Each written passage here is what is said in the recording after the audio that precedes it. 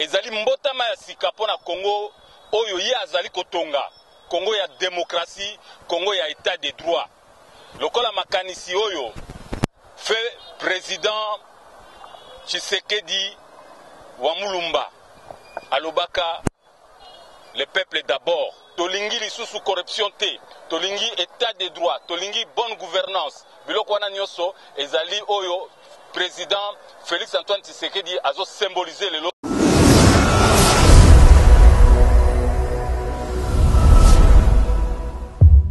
Merci à Balandidio sur Nouchka Télévision. On appelle sur notre ton Ming et surtout bienvenue dans votre émission au centre de l'actualité. Émission Tozalakala pour la copie Sabino l'actualité nous faisons que les Cabons la 4 République démocratique du Congo. Lélo, nous avons le 30 juin 2020, le 30 juin RDC fête à Kabongo, fête indépendance. Suko RDC Kokis Bongo 60 ans de l'indépendance, la raison pour laquelle Tokita Kibongo na Kasavu Buko pour Yende, le chef de l'État annoncé Bongo Azali héros national, la raison pour laquelle Tokiti Bongo poto visiter côté la bongo mutu o aza bongo héros national Kasavubu nazanga mon côté naza bongo na mwana mboka grâce na inde tokomeka mingi komanyola malamu. Bonjour maman journaliste. Tu comment êtes chef de l'État ou tu bongo ko classé Kasavubu comme héros national. Votre point de vue?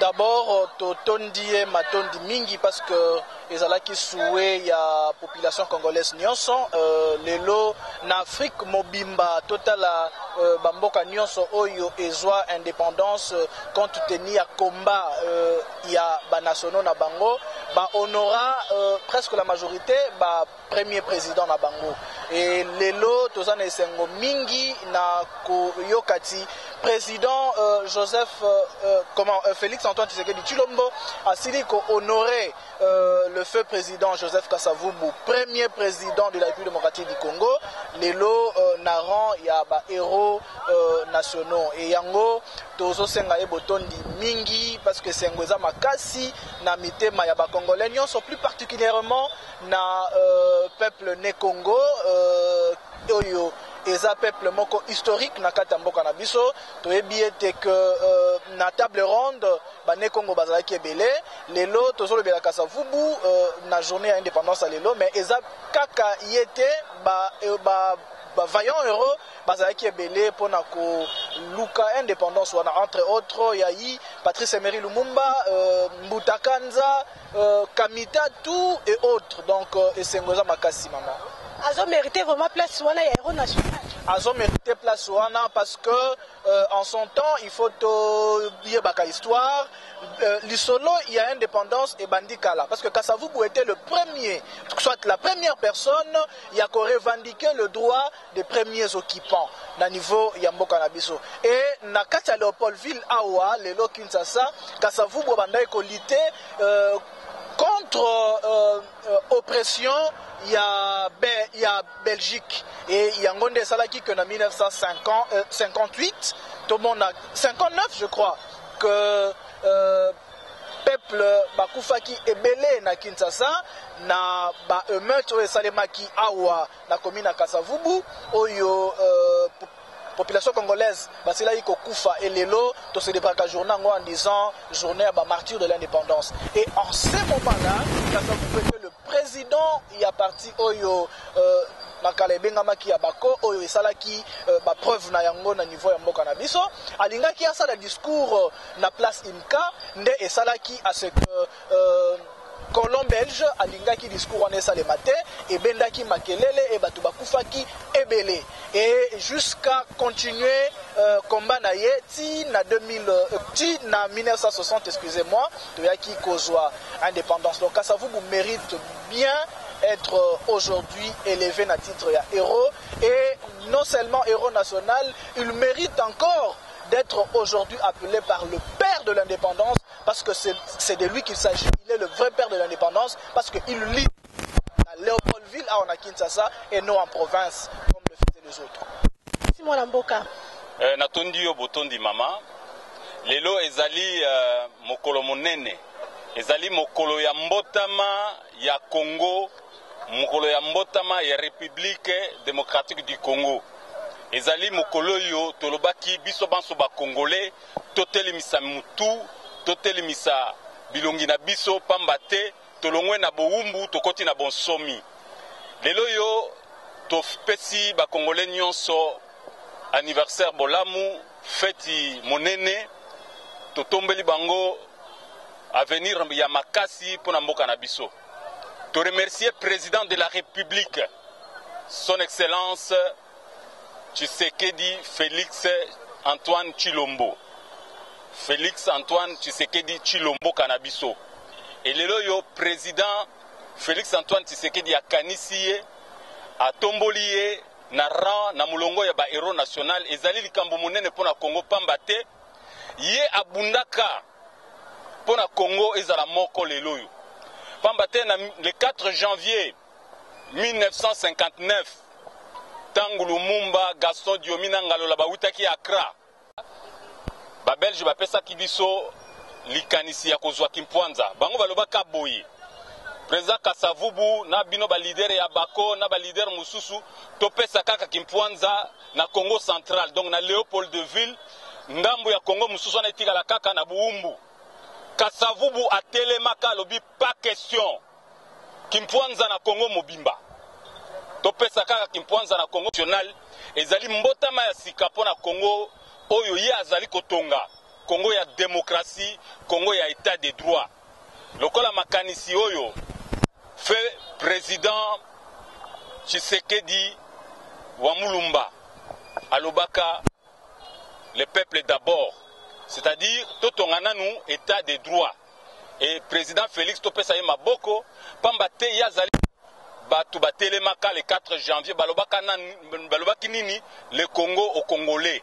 Ça veut dire Congo était l'imsana nous ba Congolais. Le peuple congolais d'abord.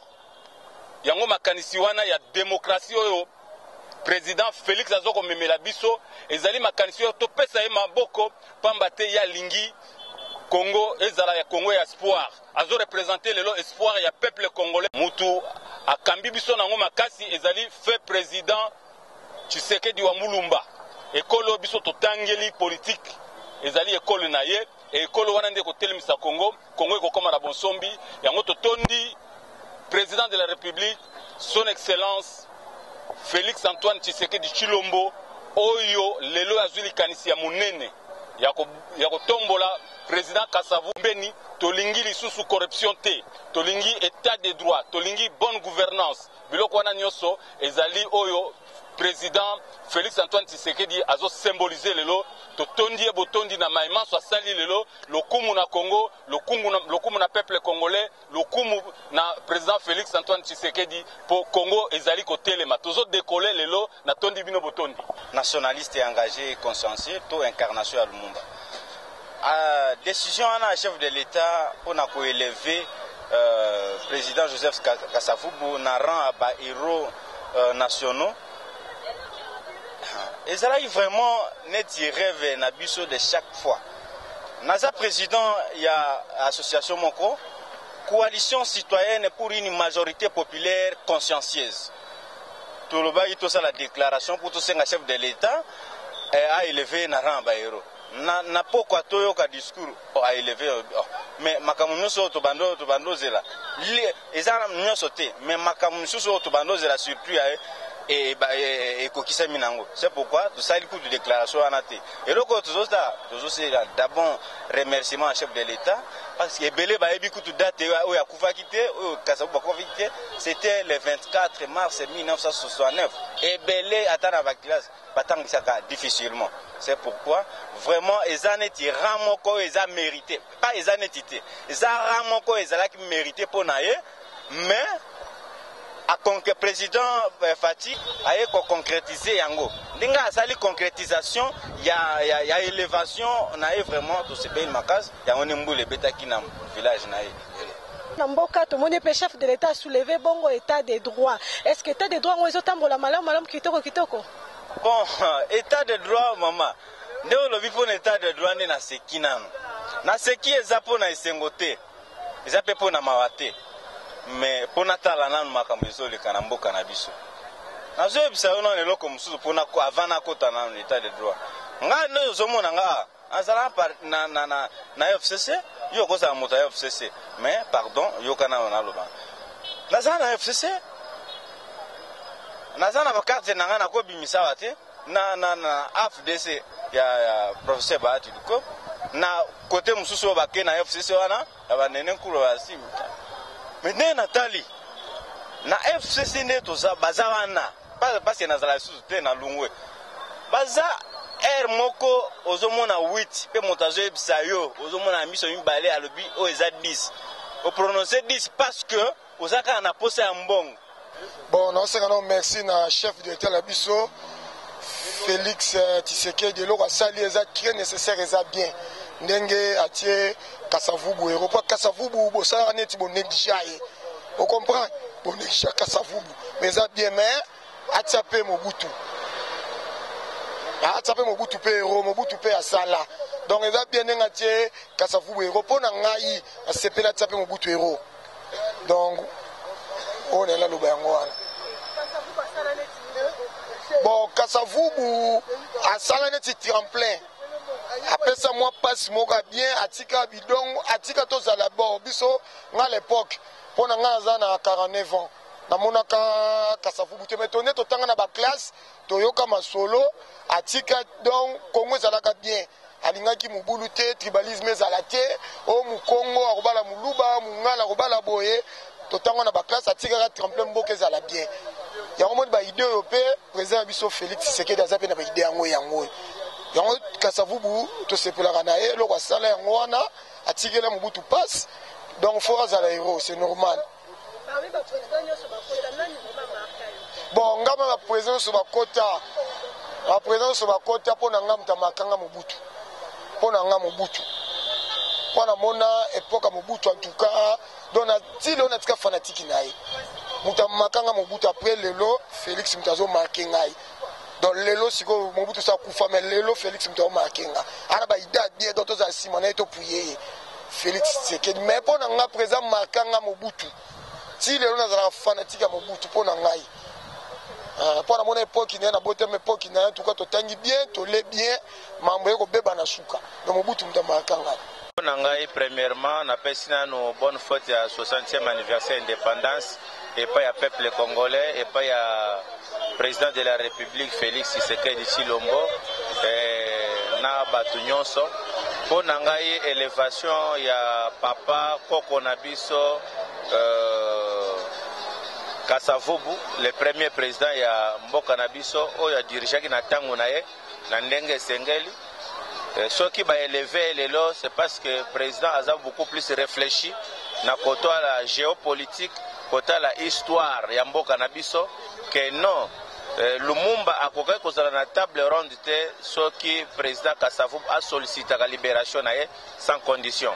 Alors aza héros premièrement avant tout du fait ya komona que non leader adversaire politique na yo azali na mesate ya koloba que non en tout cas po biso tozala vraiment ya kokoka esengeli moko na biso oaza na kasho abima. Alors ezaki pas moko il a osé.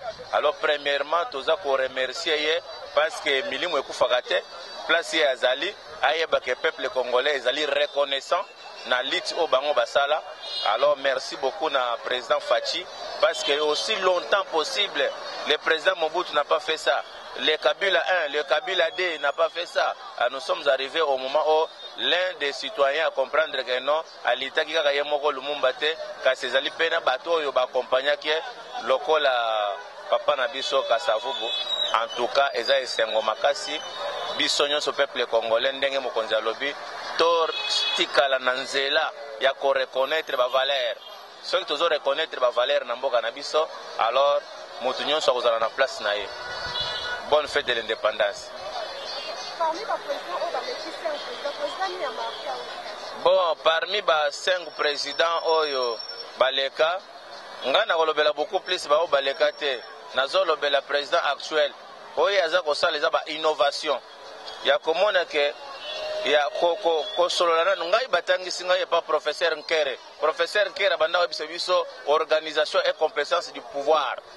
Alors na moment où on a fait une époque on a botami une époque à Mobutu na koli na Mobutu na Kabila 1 na Kabila 2 lelo na président Tshilombo oyo nga namoni azosala lelo azomarke nga beaucoup plus parce que nde nalobi makambo bavaleur eza tozela ete akufa alongwa na pouvoir po to reconnaître bafe na ye du fait que asengi na peuple congolais que no indépendance ya justice ezala. Donc soki indépendance ya justice ezali ndenge président de la république azoloba ndenge peuple congolais azosenga mpo na nga vraiment moto azomarke nga beaucoup plus ezali président Fachi videle na ye dans 17 mois 18e mois yango oyo makambo azosala. En tout cas tomoni petit peuple azolela te, petit peuple azolelaka nzala les sociales, mais sur le plan sécurité, sur le plan protection et autres tomoni que oyo ezalaki avantage ya hier et comme des avantages aujourd'hui. Alors peuple congolais vraiment ngai vraiment président azomarke nga beaucoup plus ezali président Félix Tshisekedi Tshilombo. Merci beaucoup. Non, ngapi na sepeli na iloko chef de l'état sali makasi puisque moi na mboka Kasavu pe abunda pona mboko. Il faut pe azape reconnaître na mboko yo ki aza héros national. Biso pe to beti maboko pona iloko na to sepeli makasi. Pour chef de l'état auto sala ngolobi. To sepeli makasi. Non, ngana moni ke non, Fachi béton aumela. Ce qui n'a moni musale zo sala makitoko. Justice eza kitoko. Puisque quand la justice est boité, mais depuis Fachi Beton yaki na moni non état de droit ezala na mboka ezonga état de droit ezosala musala nango ba magistrat ba pourrait trop ba sala musala kitoko eza bien to sepele makasi so bana mboka to sepele na iloko chef de l'état to sala ngo to beta maboko pays est comme marché te sans état de droit. Donc oh déjà to bandi, oh déjà bandi wana, c'est vrai que ça dit mais avec le temps to PC temps ça ira. Et qu'il est malamu. Mais tu accepter yango, tu ndimi yango et continuer bongo, arrêter te. Po biso mboka na biso ya la to bandi likambu mais to suki na nzela te. Mais to continuer yango, to kende kuna, to kende penati na suka. Ata biso to revivre esengo wana mingi te, mais bana bakoko ba o baleki o ba roya na sima kuna bango ba bénéficier nango. Ba mboka muso e bonga pe bongo, lelo baza puissant. Les lois commis la stabilité vie au biso les to komi ko lingato kende kuna eza parce que bataki moi justice liboso bataki moi ordre na katsa marambo vraiment. Dis-moi ndenge état de droit ezo kende là. Ezo kende nango bien mais eza na un groupe de personnes plutôt o bazo luka comme mangosko na bakatsa ba rivalité moko négatif. Ils ont créé des troubles dans le monde, ils ont créé des morts bien. Donc, ceux qui sont se mettre en place, bango o baza ba konzi, biso mto timbagi bango baza ba konzi, ba mitara pe na place na biso pour que ba mona pe ke mambo bazo sala o biso to lingi eza bongo te. Mais du moins ndenge zo kendele na moi na cadre justice c'est bon. Mais bango pe na moi part na bango baluka moi ko bongisa ba tika o mema na moi ba violence wana c'est pas du tout bon.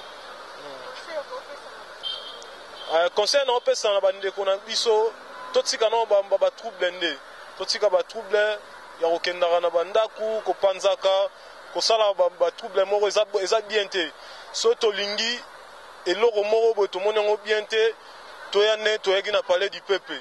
Totelemi tozoloba mais violence ezalate toza kimia ba konzina biso pe boza na mwa manière moko ya koloba parce que boza ba tout dans tolingi bino bo memaka full donc so bozo bimana télé bozoloba ba parole moko négative ba makamoko o eza bien te donc bozo soulever aussi moi peuple na ndenge mo amabe or que biso to wana posa suya ba guerre te to wana posa bitumba te to wana besoin ya kimia. Ils ont quitté que notre homme sous moi marche moko yo masasi beti mais lelo so bongi bo marcher pour marcher na bino normal c'est que mboka to linga to ke na ndenga bien botsana se biso nyoso to aba na Congo donc kimia ezana ngo pena malamu yango wana ezali ka moi conseil moi manière na bango roloba biso pe ba peuple to vanda kimia to zala na moi kimia vraiment moi makasi to zala na botos c'est bon. Okay. C'est que je remettais sur l'État parce que il avait quand même connaître le valeur de premier président de notre pays, Papa Kasavubu. Et c'est que je suis en train vraiment d'encourager le chef de l'État, ce qu'il avait parlé, vraiment, ça nous a beaucoup intéressé. C'est bien vraiment en tout cas.